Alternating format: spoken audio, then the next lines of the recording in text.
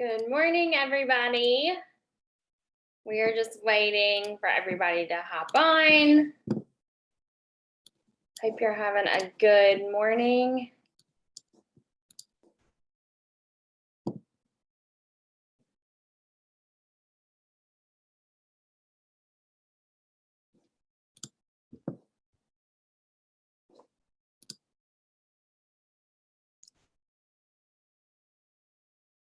Good morning. Good morning. Good morning. How are you, Forrest? I am well. The world is yours. I'm living in it. Where are you? It looks like it's dark outside. Are you outside? No, I'm in a building. Oh. Okay, I'm just letting people on. We'll give them just a couple minutes to get on. Okay. We got a lot of people getting on. Good. How are you, Garrett? Hey, I'm doing well. How are you? Good. I was about to say, Forrest looks like he's running security. He's so funny. Forrest is in our office. He's awesome. So Garrett is in Charleston. Mm-hmm. So he sells down there. Are most of everybody on here in your area? Most people, but Charlie Carp is on here. I think we have a few people from out of town. So we posted it in the main KWYP page, and so Yeah, I saw it on your regular post, so I thought I'd jump on. yeah. So we do this once a month. So I guess maybe we'll give them one more minute and then we'll just get started. People will just keep getting on. Good morning, Ginger. Hey, Becca. Hey. Do you not have realtor time down south? Realtor time? What does that mean? Yeah, where everyone's like 15 minutes late. Well, that's true. Yeah, we do. But I can't, we had an appointment at 8:30 and I'm not wasting Ginger's time because it is very important. Oh, I know. That's why I'm on time. Well, thank you for being on time. That's why we do this on Zoom. So, it is kind of before people usually get started with their day at the office, but you're muted, Ginger. You think I'd figure this out by now. Those things people ask me to do are like 10, 11. I was like, dang, we're getting going early today. Yeah. We just it. try to get it done, knock it out first thing. So yep. Thank you for doing this. I guess we'll go ahead and get started. Okay. So for one, just tell us a little bit about yourself and kind of how you got into real estate. Sure. So I am Ginger Peters. I was licensed in 2010, right out of college. I purchased my first home while I was in college, thought that was fun. So kind of followed that path, did not know what I was getting into. And I was blessed. My business quickly grew. I was 30 under 30 in 2014, I believe. And that was the year that we kind of founded our team. So now we'll do between 60 and 70 million this year. And I'm still partially in listings. I was out for a while and I'm back in. So I'll do about 30 of our units this year. So mainly just coaching and growing the team. Awesome.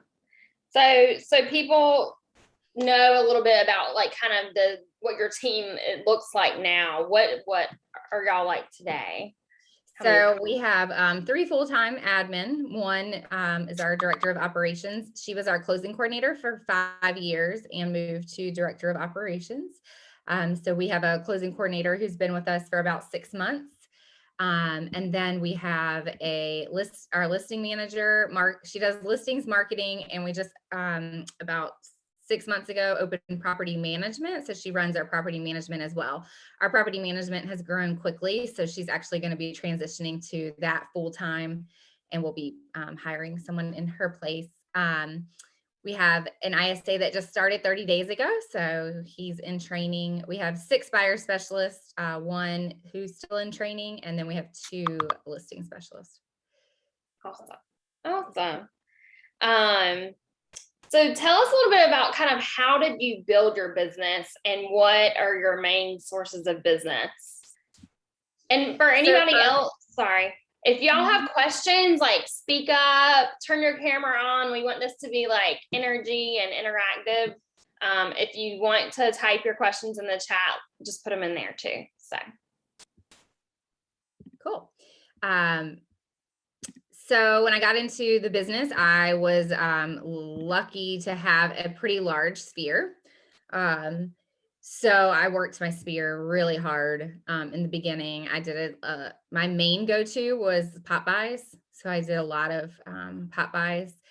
I partnered with some really great vendors in the early on, and asked them to financially partner with me in the beginning, and they surprisingly said yes. So that helped kind of build a foundation of having some extra funds to spend on marketing, pop buys, all of that.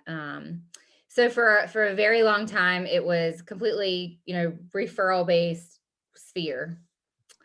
And then as we grew, agent referrals became a huge part of our business. And then we started to incorporate more, internet, those kind of things. But we laid a really strong foundation with just referrals. that's awesome. So I know you said like pop buys. So can you give us, I guess, like how many a year do you do? And now that your business has grown and you have so many past clients, like how does that look? Because I'm kind of dealing with that where it's like, it's hard to get to that many houses, the more you add every year. So yeah. So we definitely have had to certainly scale back. We have about 700 or 800 past clients, so that's just not feasible anymore.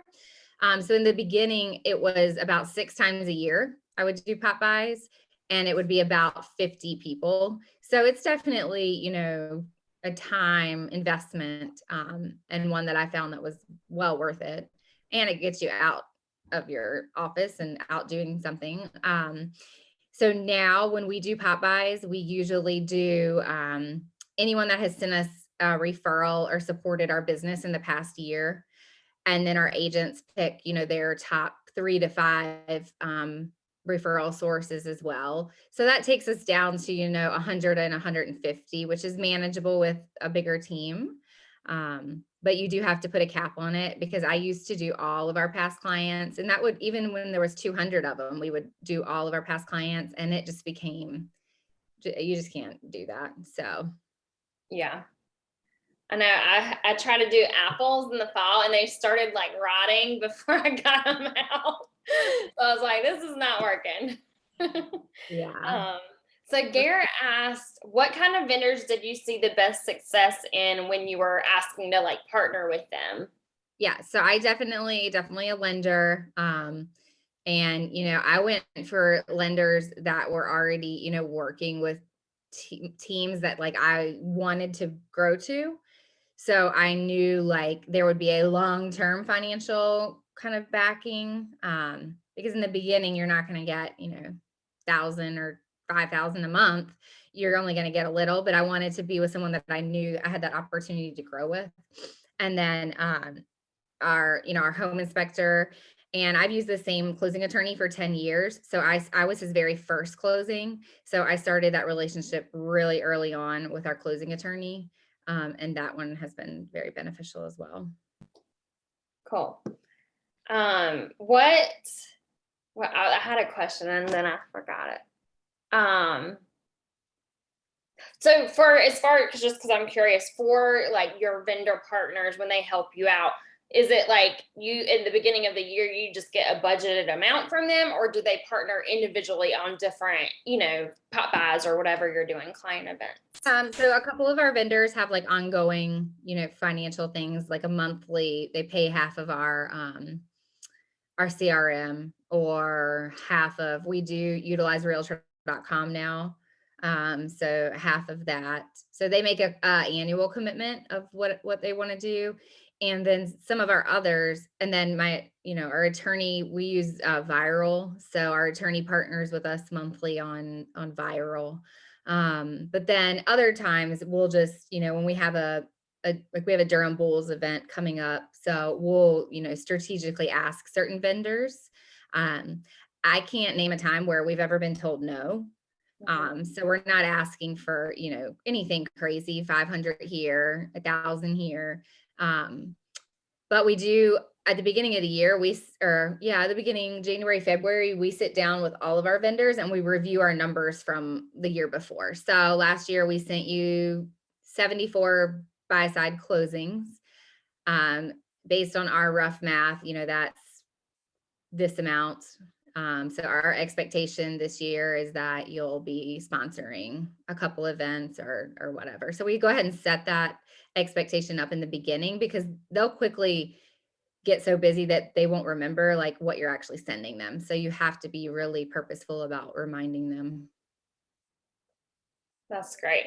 Yeah, because then they see the ROI for them, and obviously they don't want to lose you as a business person. So Charlie asked, how many of each type of vendor do you partner with? Do you do multiple or typically On two? the lending side, we do multiple. So we have 2 on the lending side. For our other vendors, honestly, we have 1. We have just found, really strong partnerships in those people and haven't really needed to add others. And we like to remain in control as much of the closing process as possible. So working with those certain vendors allows us to do that. We know what we're gonna get into. Let's see. So what is the biggest mistake that you feel like you've made in your career, and what have you learned from it? So I've made a ton. I would say the biggest that I have made would be allowing someone who is outside of your culture or is not when you're around people and you just have like this weird feeling like you're always like walking on eggshells, and that can be all the way from someone an admin that you've hired, a team member that you've hired. It could be a client that you're working with. It could be a vendor partner. And I think it's just not following that gut feeling of, okay, I know this isn't the right fit, and I just would let it continue to happen versus nipping it in the bud and moving on. So that's a skill that I've definitely had to develop is, putting that business hat on over personal. Like, I don't want to hurt your feelings. It's not that you're a bad person. You're just not the right person for the role that I'm hiring you for. That I let that go on too long, and it ended up kind of imploding our team at one point a couple years ago. And so that certainly won't be happening again. Right. So kind of similar note, but like, how do you feel like you've developed as a leader? Because I know, especially being in the Keller Williams culture, like we, push ourselves and learn a lot. So what are you doing to develop like yourself as a leader? Well, certainly having, my coach who I sought out. I've had multiple coaches in the past, inside maps and outside maps. And I was never really strategic about who I was going to hire. So this time I made sure that it was someone who could develop my leadership potential, because the business side of things does need to grow. It always needs to grow.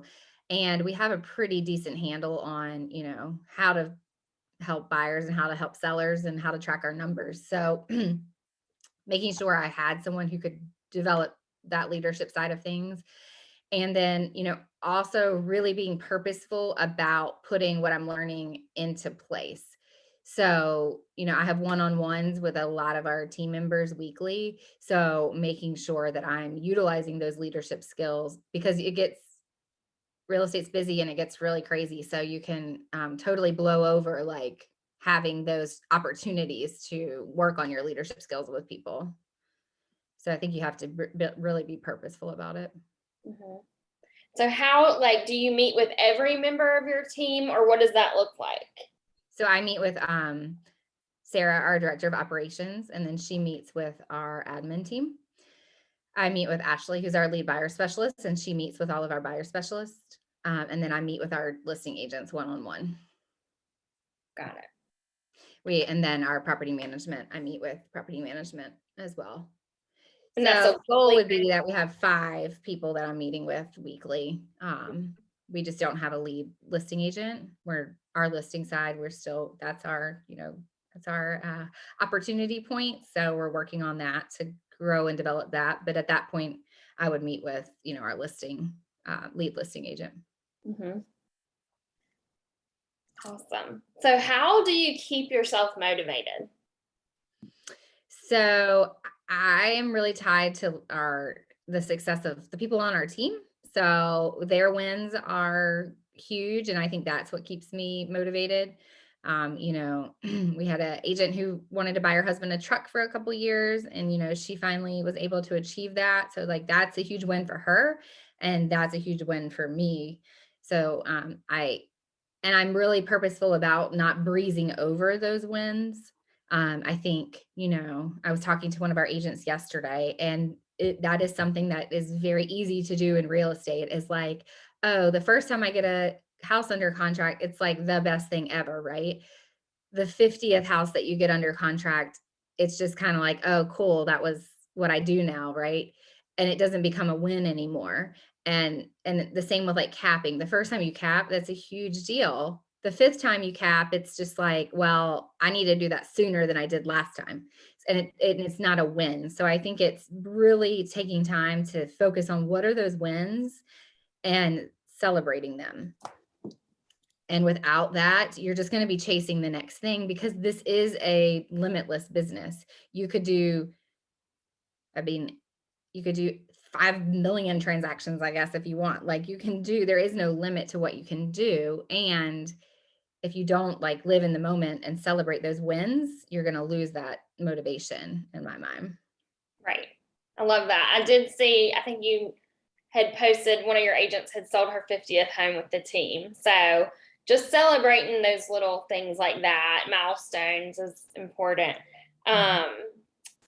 Let's see. So as far as like goal setting and like kind of keeping your team motivated, especially like your buyer, I guess that's 2 separate things, but maybe how do you keep your buyer's agents motivated right now?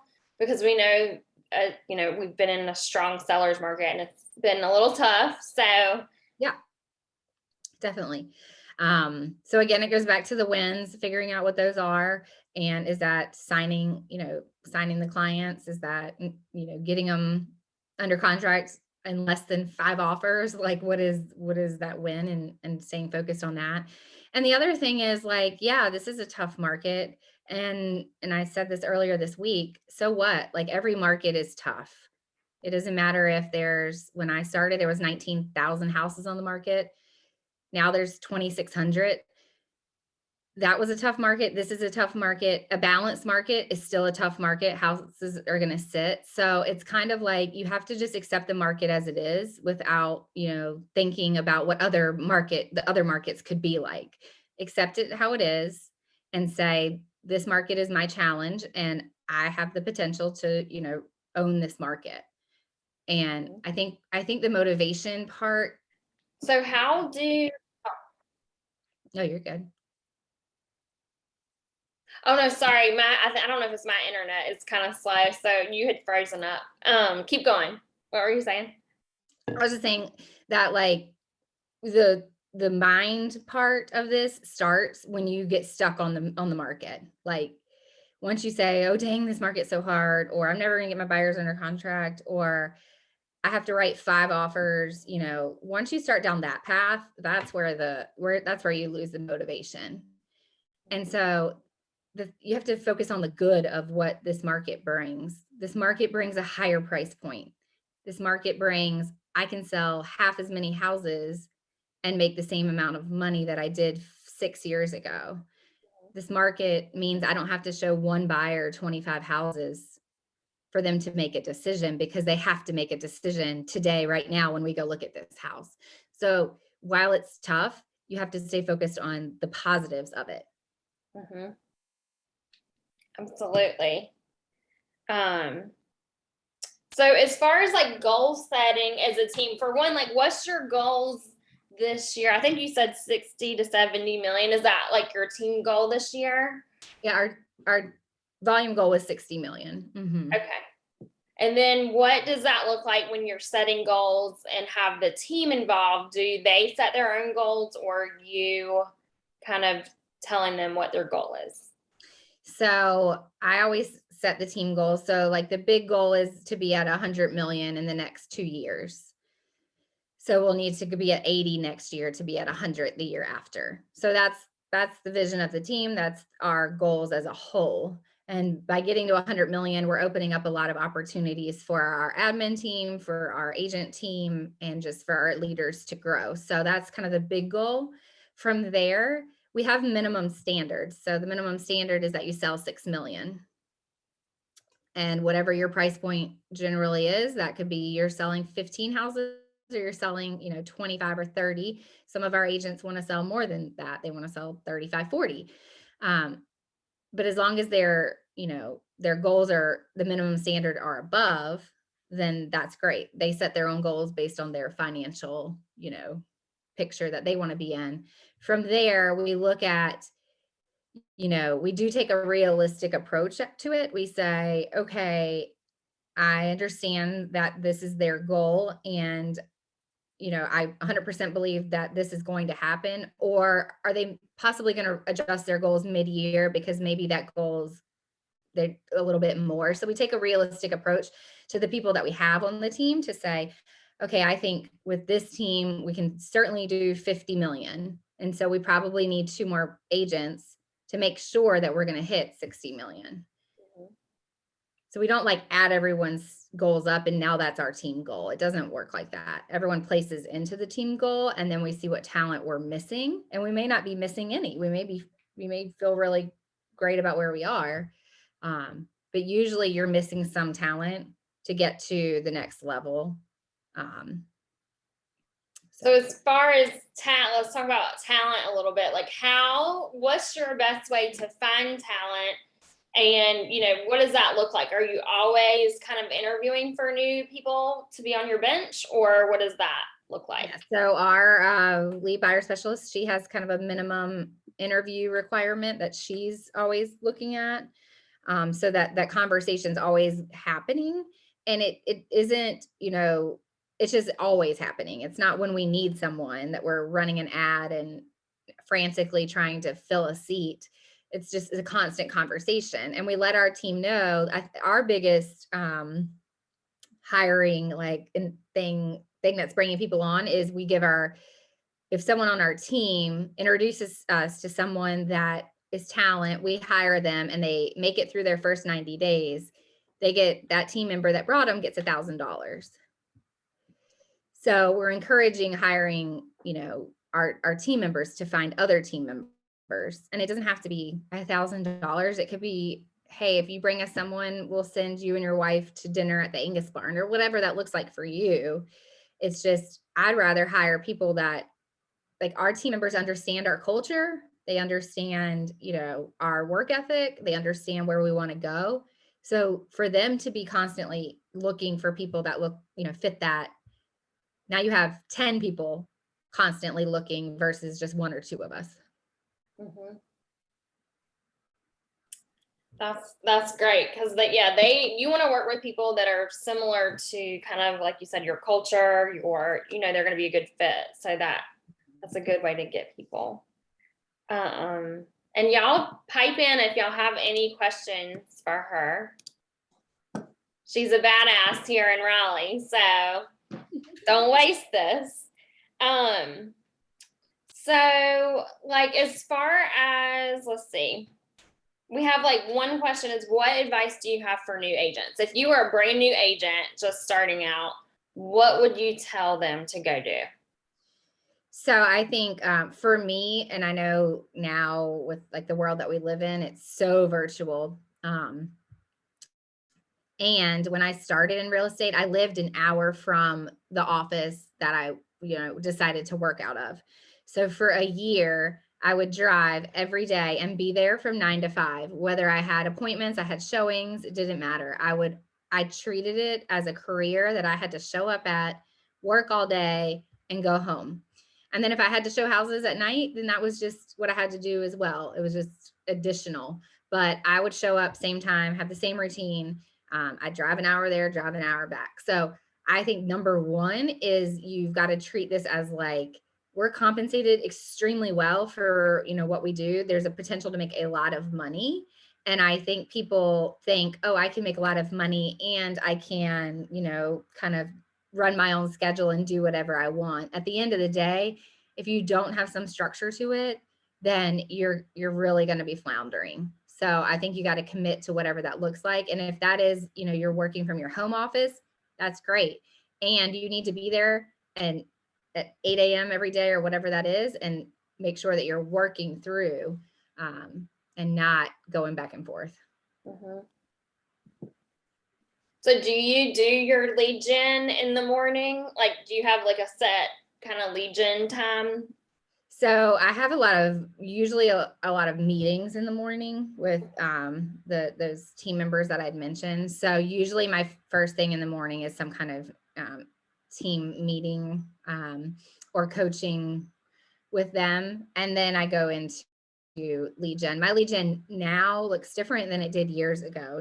Now it's not sitting down, dialing through our database. It's more like continuing to build the relationships with our past clients, continuing to build my agent referrals up. It's a different approach than just sitting and dialing like I used to. Mhm.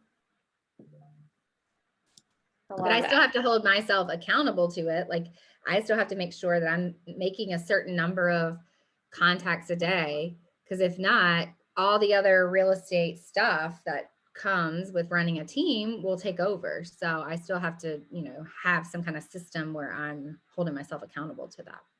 Right.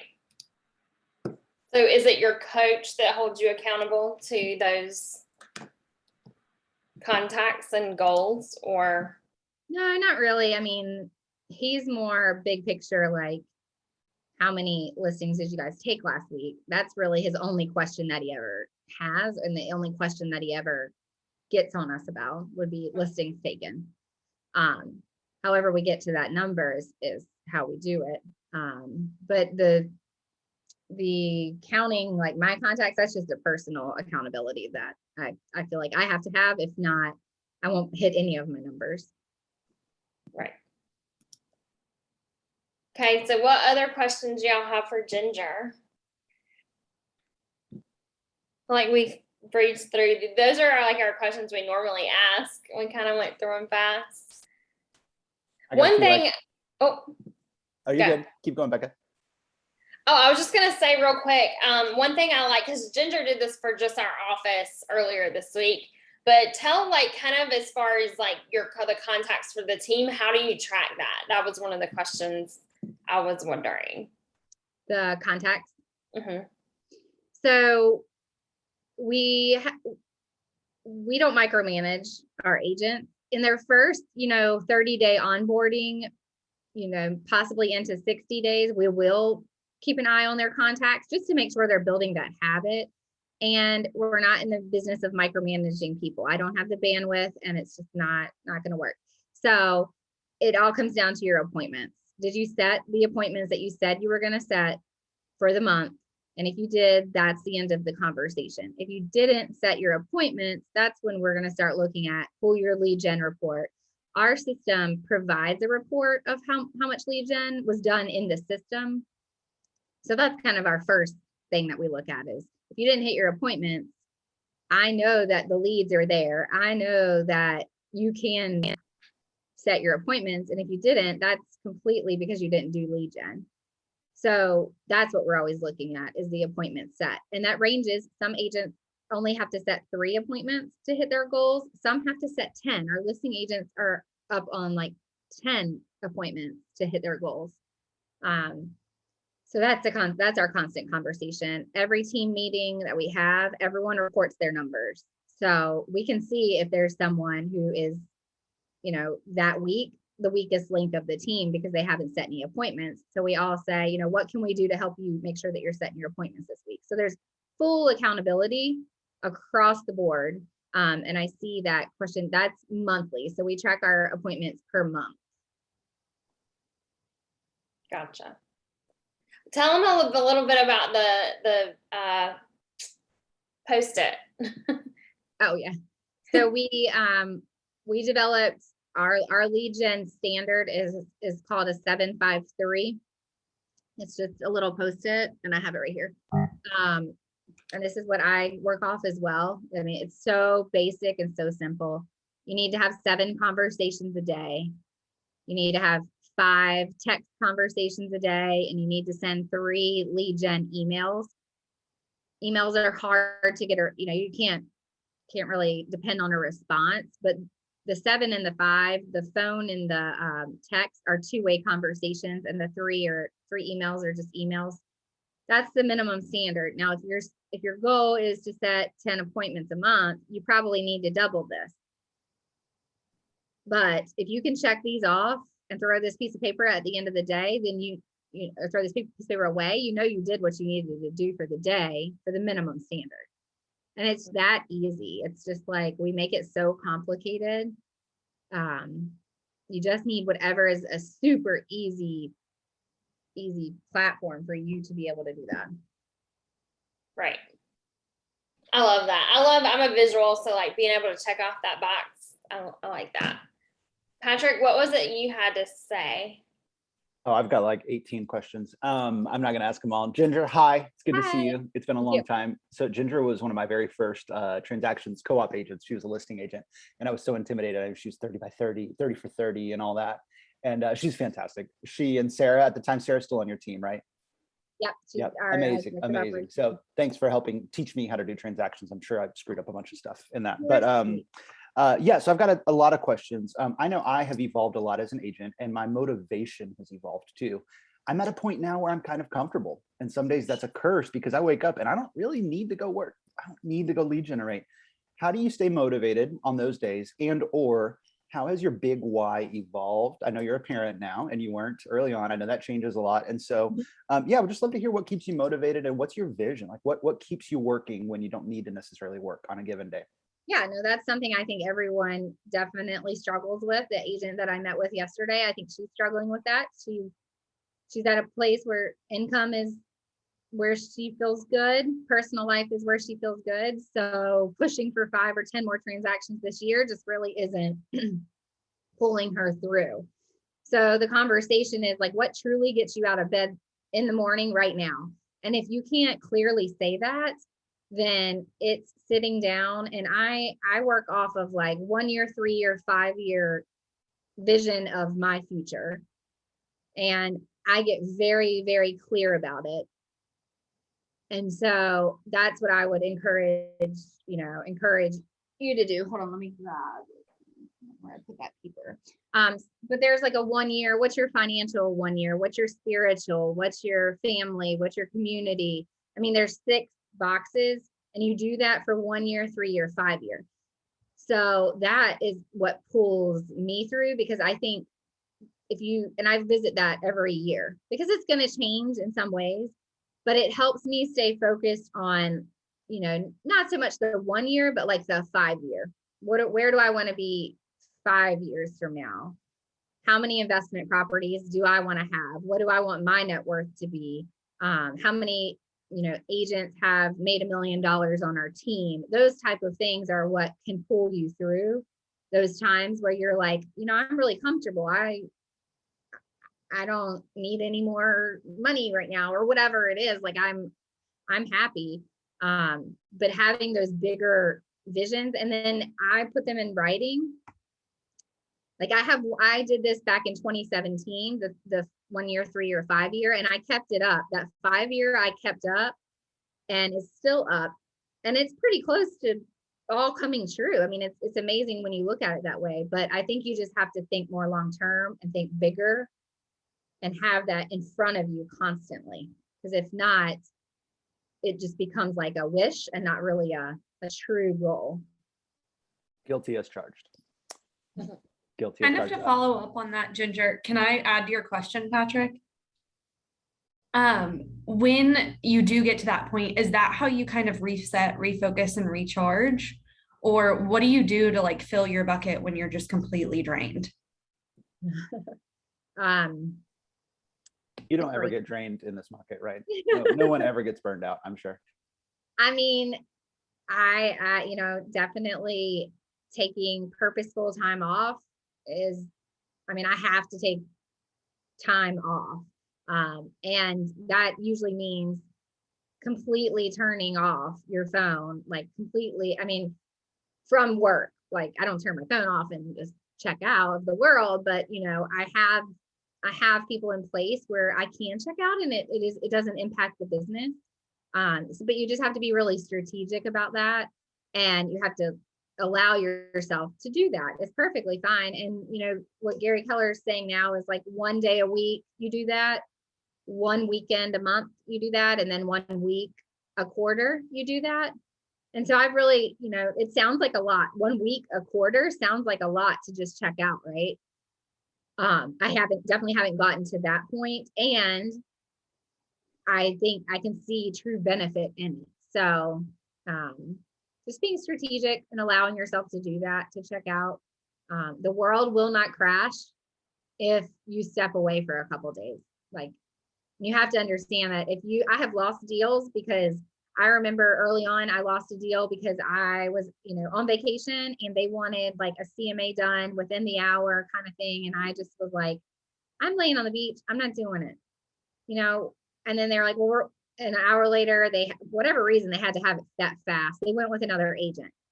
And, that really stung because it was a past client. And I'm like, do you not respect me enough to allow me to give this to you this evening or whatever it was? And then I realized, you know what? It's okay to lose deals. I don't, my mental sanity and like my well-being is, I'd rather have that more than I'd have another $9,000 in my bank account. So you just have to be okay with that. And I think it takes a little while to get to that point, but it's definitely there. And without it, I see people in our industry all the time and they've been in the industry for 30 or 40 years. You can see on their face, they're exhausted and they have no exit plan that anybody can see. And so it's just like, I don't want to be that. That's not what I'm trying to do. I'm trying to, retire and chill on a beach or something. So you just have to allow yourself to have that. And you don't want to work if they don't respect you and your time off. You don't want to work with them anyway.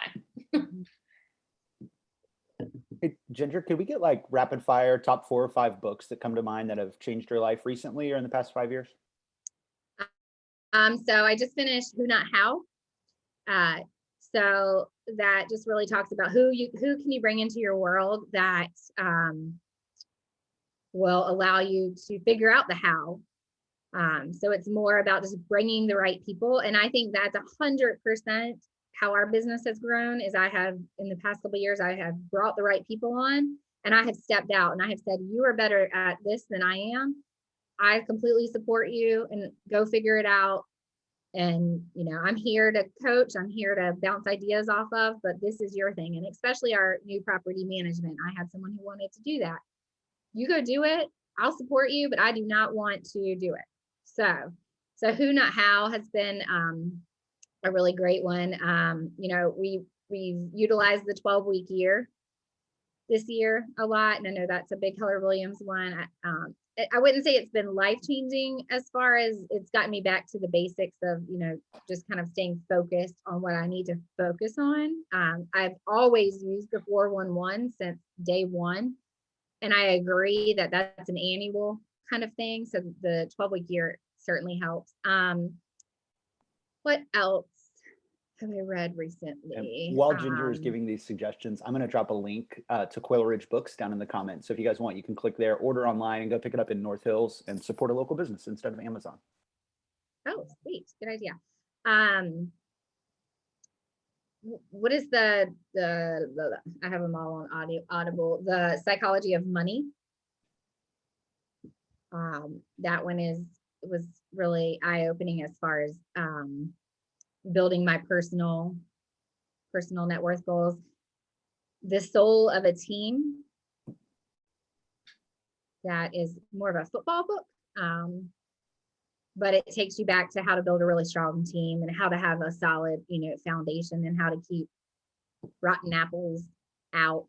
Looking at my bookshelf, those are really some of the ones that come to me. If you have someone in your life that you're working with, you have a director of operations or you have a high level admin, I think Rocket Fuel is one that we always revisit. To be able to have that visionary and executor relationship and know how to really flourish in that and not step on each other's toes. The last one, I know this is number 6, but fierce conversation is a huge was a huge life-changing book for me. No matter what, we all know there's no person that really truly loves fierce conversations, right? Everyone kind of wants to avoid those if possible. And they are life-changing, especially in a team dynamic where something comes up, you address it head on, you have that fierce conversation, and you set your expectations moving forward. That allows that takes the personal side out of it, and it becomes standards, what's your baseline, what you're going to tolerate. It just becomes so straightforward and not personal anymore. So I would definitely read Fierce Conversations, and that's going to help you with clients as well.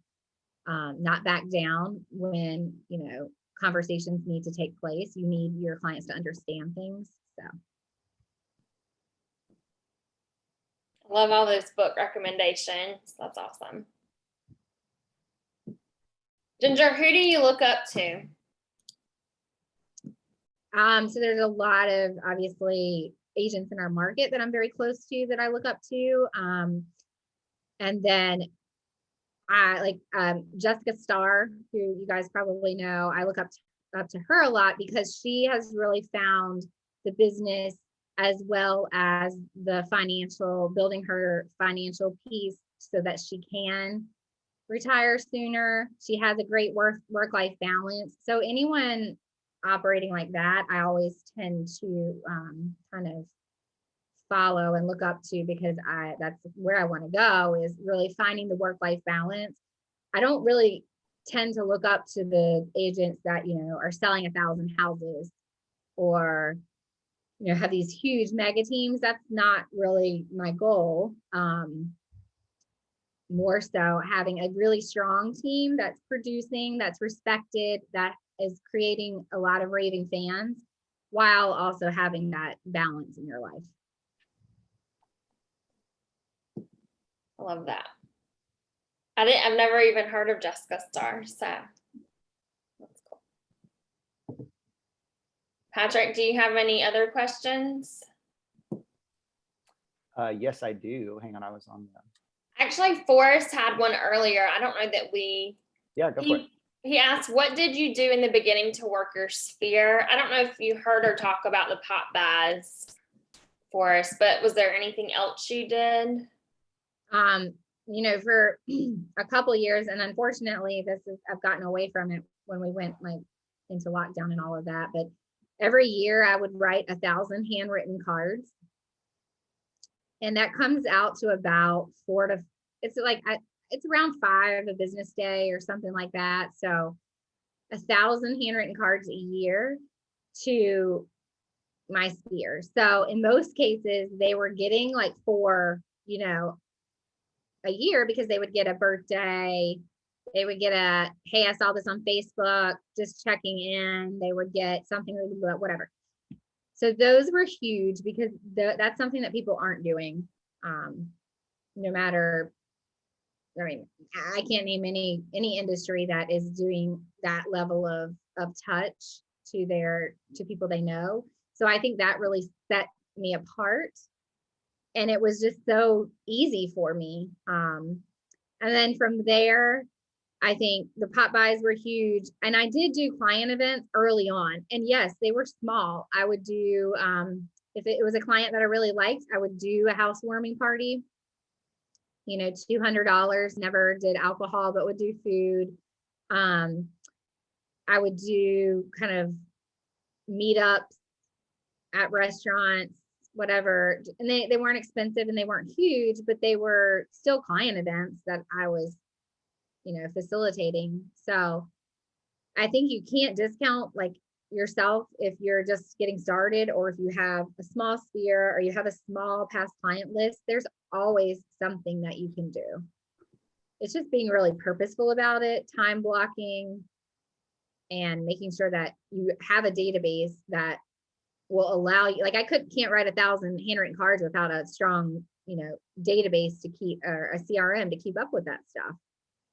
Their addresses, when I sent them their last card, what their birthday is. So you have to have a strong foundational system to make sure that stuff happens.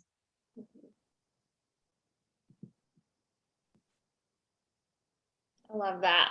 The handwritten note cards, because you don't get a lot of those anymore. Ginger, I wanted to ask, what's something that you know that you need to implement that you're either procrastinating or you just haven't done for some reason? Because I know we all struggle with that. That's a great question. Well, one, I need to get back to my handwritten cards. I was thinking about that right then. We're at a point where, like I mentioned, our list, it's hiring. Hiring is always the thing that we kind of put off until we're in a position where, oh, dang, we need to hire someone. And as you know, any hire that you make, it takes probably 6 months till they're, you know, up and running and in a position. So looking into next year, our listing team, we have to grow that. That's our weakest point right now. We have to grow that. So it would be starting that, looking for someone to add to that team, which is sometimes like overwhelming, that process. So I guess that would be it. That's awesome. I know for me, it's time blocking. I don't do it, and I have to. Sometimes we know what our coach is going to tell us, and we just need a coach to say it anyway because we still haven't done it yet. So that's awesome. What's keeping you from doing it? Laziness. No, honesty is not a problem. It's laziness that's a problem. I'll be happy to tell you. So that's something that I'm working on. I had a follow-up question there. Oh, I would love to ask too. I've experienced this, and I think other people have too, when we've had a big break and we're like, oh shit, this is awesome. This is going to explode my business. And other times when we might have had an opportunity, but we weren't prepared for it. You know, they say luck is where opportunity meets preparation, right? So I'd just love to hear either side of that coin. Is there a success story you can tell us when you got a big break in your business and you were ready for it? Maybe a big listing or a builder or someone that you work with, or you had a chance and you totally missed it because you weren't prepared? I would say the latter. I would say you know, we missed an opportunity with a builder because, and I think it's because I doubted our bandwidth on the admin team to handle it. One, we never worked with a builder. We didn't know what it was going to be like. And versus we've gotten now to a point where no matter what happens, we're like, we'll figure this out. Like, this is fine. At that point, we didn't have that mindset. And I don't think we didn't have the right people on our team that were willing to put all hands on deck and figure it out. They were more of like, I show up at 9 and I leave at 5 and I'm not really bought into the team. This is more my job. Now we have, you know, the support staff that's like, whatever you need, it's going to happen, all hands on deck. So we've lost opportunities in the past because of that. And it all goes back to having the wrong people. I'm hearing a theme, getting rid of the wrong people and bringing on the right people. That's awesome. Ginger, what's your best advice for listing agents these days? Tenacity. I mean, it's rough times out there as far as, you know, even for me last week, I lost a past client to Open Door. And there's just some things that you just can't get past. In that situation, they were offering maybe $50,000 above market value. And I just told them, I can't, it's in your best interest. I can't guarantee you what's going to happen after you sign that contract. I do know you would have a much better experience with us. And I can't guarantee I can bring you those numbers. So in this situation, it's in your best interest to move forward with that. But that's what we're dealing with right now. And so am I going to sulk? And I found myself that night getting really frustrated about that. Like, having those thoughts of like, well, how could a past client do that to me? And like, we had a relationship and I was going down this rabbit hole of like we do.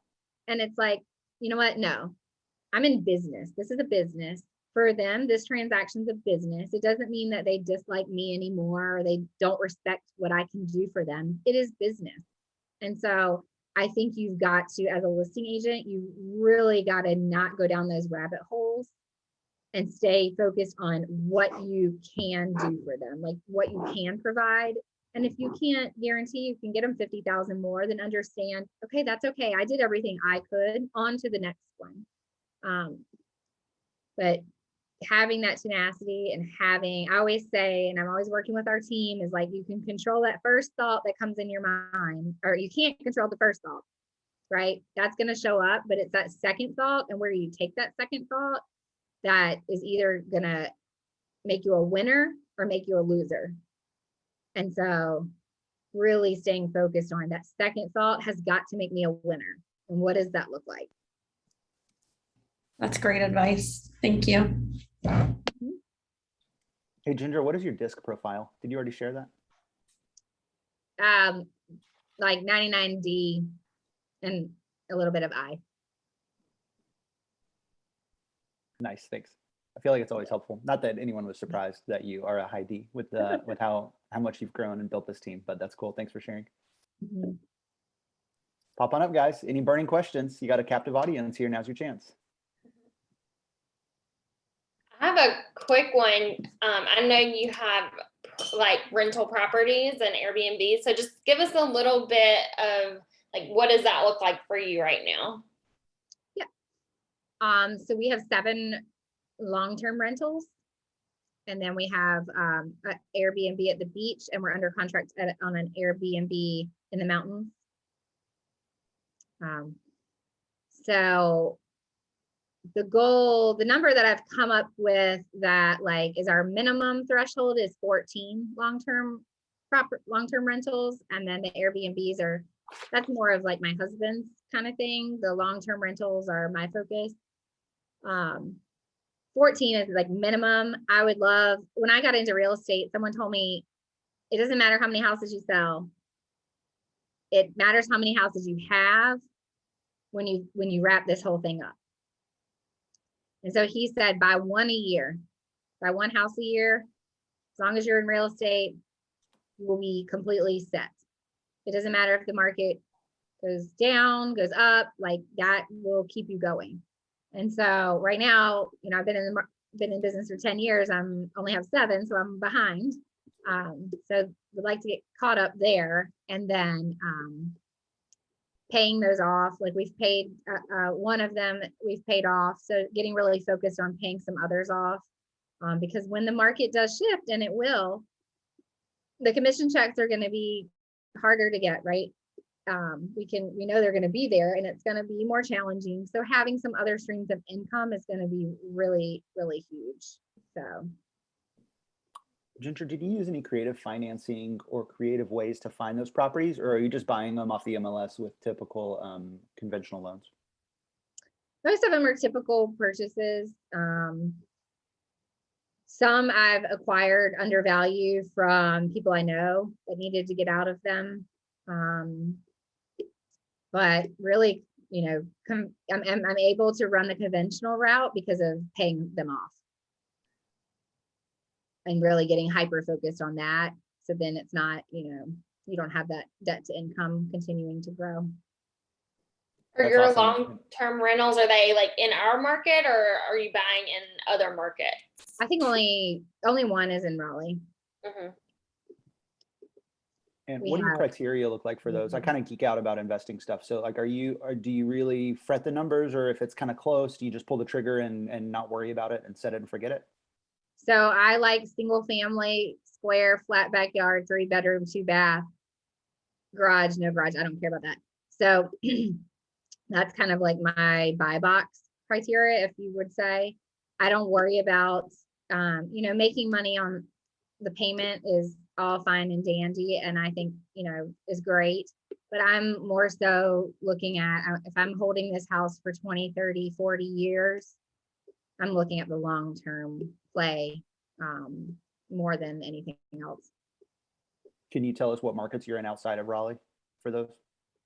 So we have one that house I bought in college in Greenville. I still have that. I have one in Rocky Mount.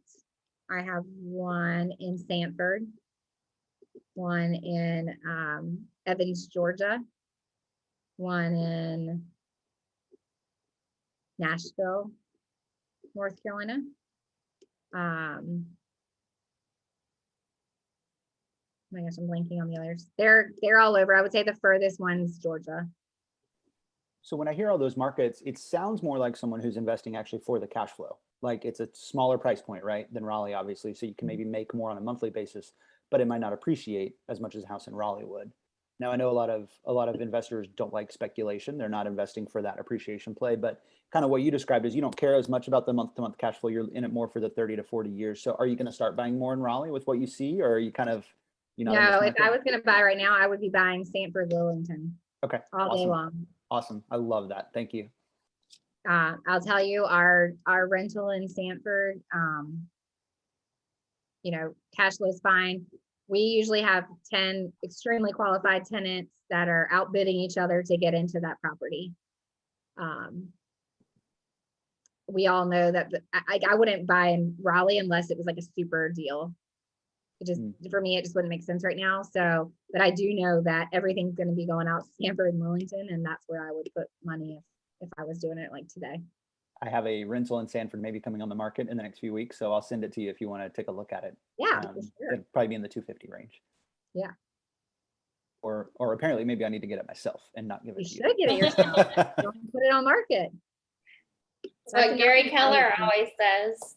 Mhm. You go on a listing appointment. No, I just did that a few months ago, and that's how I'm in this house right now. So I'm going to give myself a few more months before I buy a Right. You potential can only listing. do, my husband's like, all right, one thing at a time here, one thing at a time. Anybody else have a question for Ginger before we wrap up? No questions, but Ginger, just thank you for your authenticity. You can tell that, you're just so real. So I appreciate that. And I know your clients do too. Thank you. Sweet. Yeah, if I'm not exactly sure how many of you guys are here in the Triangle. If you do run into needing some property management help, feel free to reach out. We haven't really pushed it yet as hard as we could, but it's growing fast, and we would love to start to kind of get that ball rolling more. So I want to ask you about that if we have more time. Do you have a few more minutes, Ginger? Sure. Awesome. So I'm really interested in doing that as well, but I just have no bandwidth. It's kind of like what you said. It's like if someone else wanted to come on my team and run that, I can supply them a lot of leads and a lot of connections to do it. So I know the business model is much more low margins, but high volume. You got to get a broad portfolio. And once you get the systems in place, it makes sense. You might as well add more, right? Because it's rinsing and repeating. So we can't do this with NKW from what I understand. So did you create a whole separate vertical where you're the broker in charge and all that and My LLC and husband's the everything? broker in charge. Yeah. Your admin is? My husband. Oh, your husband. Okay. Gotcha. Yeah. So if that That's goes awesome. down, it's not Ginger and Company going down. Yeah. Awesome. And can you tell us a little bit about how many assets you have right now under management? What are you guys doing to build We have that? 17 right now. Okay. And I'm not sure what's in our pipeline. And again, it goes back to I had the right person who wanted to do that. And so like she was doing that on top of her full-time job on our team. So she was able to grow that. I don't know if I'm not sure I would have actively ever said, I want to go do this, because right. I mean, what we're experiencing is low margins, and the break even isn't even going to be for a while. So it's just one of those things that like you really have to have the right person on your ship to take it. Because you're going to be investing financially in that to get it up and going for a little while before you're going to see any type of returns, in my opinion, from what I've seen. And does that company manage your personal properties or do you self-manage? I self-manage ours. Yeah. I could turn them over to her, and maybe I will one day, but right now I want her focused on, getting us to profitability. Are you using so I have my first rental property now and I'm struggling with rent collection and like the systems there. So do you have a software or CRM that you use? Do they do online rent pay? Yeah, so she uses Buildium for all of her stuff. Oh, I'm sorry. I meant for you self-managing. Oh, for me, you pay me via Venmo. That's awesome. And I don't really have a very organized, I guess. No, would be the answer. It's just, And I'm getting real nitty gritty here, so feel free to cut me off, Becca, or anyone who else has a question. Are these rental properties in your name? Do you put them in an LLC? Like, do you have a different structure for it? so my tax accountant says until we're at a certain number, and I think it's 10 or 12, it doesn't make sense tax wise to move it to an LLC because you're paying for another return and all of this kind of stuff. So I have very high policies, general liability, landlord policies to, protect that should something happen, but it's not in an LLC yet. Awesome. I think that's all my questions. Thanks. Awesome. Well, I don't want to keep Ginger past 9:30. But this has been awesome. Thank you so much for sharing. I got a lot of good nuggets. I've been taking notes. So I'm sure all of us got a lot out of this. So we really appreciate it, Ginger. Yeah, thank you guys. I hope you have a good day and kill it out there. Yes, let's go sell some houses. Thank you, Ginger. Do it. Thanks, Bye, y'all. guys. Have a good one. Bye.